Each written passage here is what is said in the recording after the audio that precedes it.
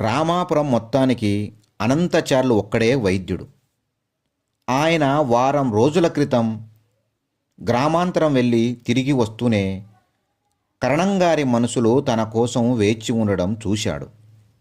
విచారించగా గ్రామ కరణంగారు 2 రోజులుగా మూసిన కన్ను తెరవకుండా జ్వరంతో పడి ఉన్నట్టు ఆచార్యులకు తెలిసింది. ఆయన అప్పటికప్పటికే మందుల పెట్టెతో సహా హుటాహుటి కరణంగారింటికి పరిగెత్తాడు. కరణంగారికి జ్వరం హెచ్చుగానే ఉన్నది. ఆయన పడుకున్న గది ముందు చుట్టాలు, ఊళ్ళో పెద్దలు అనంతచార్ల కోసం ఎదురు చూస్తున్నారు. అనంతచార్లు అక్కడికి చేరుతూనే ఎవరినీ పలకరించకుండా తిన్నగా రోగి ఉన్న గదిలోకి వెళ్ళి తలుపు మూశాడు. రోగుల్ని ఏకాంతంగా పరీక్షించడం ఆయనకు అలవాటు. అయితే ఎంతసేపటికి ఆచార్యులు రాకపోయేసరికి లోపల ఏమి జరుగుతున్నదో అని బయటి వాళ్లకు ఆతృత పుట్టింది.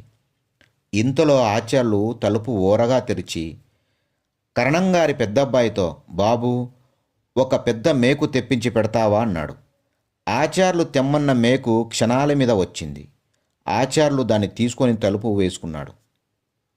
లోపల నుంచి చిన్న చిన్న చప్పులు వినిపించాయి. కొంతసేపయ్యాక తలుపులు మళ్ళీ కొద్దిగా తెరుచుకున్నాయి.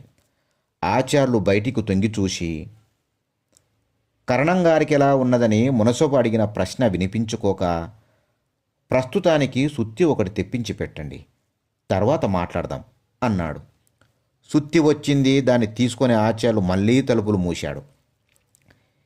ఈసారి గదిలో నుంచి పెద్ద పెద్ద చప్పులు వినిపించాయి. కొంతసేపటికి తలుపులు మళ్ళీ కొద్దిగా తెరుచుకున్నాయి. కరణంగారి తమ్ముడు ఆతృతగా ఆచార్యులను అన్నయ్యకి ఎలా ఉంది అని అడిగాడు. ఆ సంగతి తర్వాత చెప్తాను, ముందు ఒక గుణపం ఒకటి వెంటనే కావాలి అన్నాడు ఆచార్యులు. ఎవరో గుణపం తెచ్చి అనంతచార్యులకు అందించారు. దాన్ని తీసుకొని అతను మళ్ళీ తలుపు మూశాడు. ఈసారి బయట వేచి ఉన్న వాళ్లకు గదిలో నుంచి చాలా పెద్ద చప్పులు వినిపించాయి. లోపల వైద్యుడు ఏం చేస్తున్నది బయటి వాళ్లకు కొంచెం కూడా అర్థం కాలేదు. వారి ఆతృత మరింత అయింది. కొందరు తలుపుల మీద బాది ఆచార్యులను బయటికి రమ్మన్నారు. లోపల నుంచి సమాధానం లేదు. చప్పులు నిలిచిపోనూ లేదు. ఇంకా లాభం లేదు, తలుపులు బద్దలు కొట్టి సంగతి ఏమిటో చూడండి, చెవులు గింగులెత్తున్నాయి, ఆ చప్పుళ్ళేమిటి అన్నాడు మునసబు గారు. క్షణంలో తలుపులు పగలగొట్టారు. లోపల కరణంగారు పడుకున్న మంచానికి సమీపంలో నేల మీద కూర్చొని తన మందుల పెట్టె తాళాన్ని పగలగొట్టడానికి మేకు, సుత్తి, గుణపము రకరకాలుగా ఉపయోగిస్తూ అనంతచార్యులు కనపడ్డాడు.